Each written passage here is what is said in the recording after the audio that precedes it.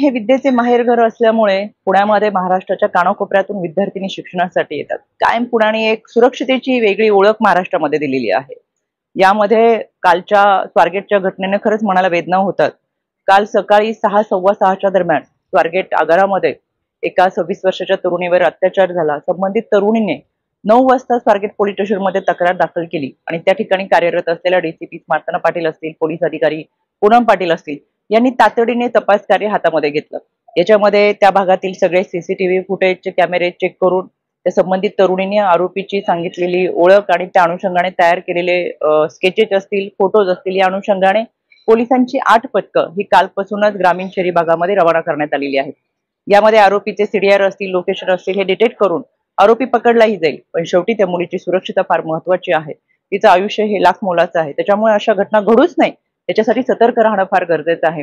मी सातत्याने पोलिसांच्या संपर्कामध्ये आहे। याच्यामध्ये स्वारगेट पोलीस स्टेशनचं पेट्रोलिंग ही उत्तम पद्धतीने चालू असताना या रहदारीच्या भागामध्ये अशा पद्धतीची घटना घडणं हे दुर्दैवी आहे। या घटनेचे सीसीटीव्ही फुटेज पाहिल्यानंतर लक्षात येतं संबंधित तरुणी ही आरोपीशी बऱ्याच वेळ बोलताना दिसतीये। मास्क घालून आलेला हा आरोपी अनोळखी आहे, आपली कोणतीही ओळख नाहीये, तरी सुद्धा संबंधित तरुणीने आपल्याला कुठे जायचंय, आपल्याबरोबर कोण आहे, आपला पत्ता, या सगळ्या गोष्टी सांगितल्यामुळे कदाचित आरोपीच्या लक्षात आलं असेल की ही मुलगी एकटी आहे आणि आरोपीने सांगितलं की मी तुला बस दाखवतो, माझ्यासोबत चल, आणि यामुळे ती तरुणी त्या आरोपी सोबत गेलेली आहे।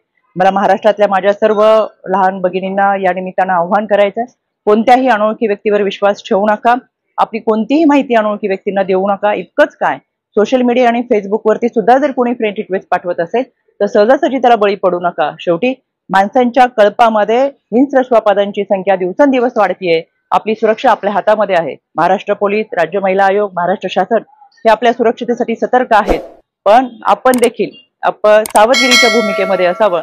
अनोळखी व्यक्तींवरती विश्वास ठेवू नका। कोणतीही माहिती हवी असल्यास त्या भागातल्या शासकीय यंत्रणेकडे चौकशी करावी। स्वारगेट भागामध्ये आपल्यासाठी मदत कक्ष आहे किंवा 112 या क्रमांकावरती 1098 1091 या क्रमांकावरती माहिती विचारली तरी सुद्धा आपल्याला माहिती मिळू शकते।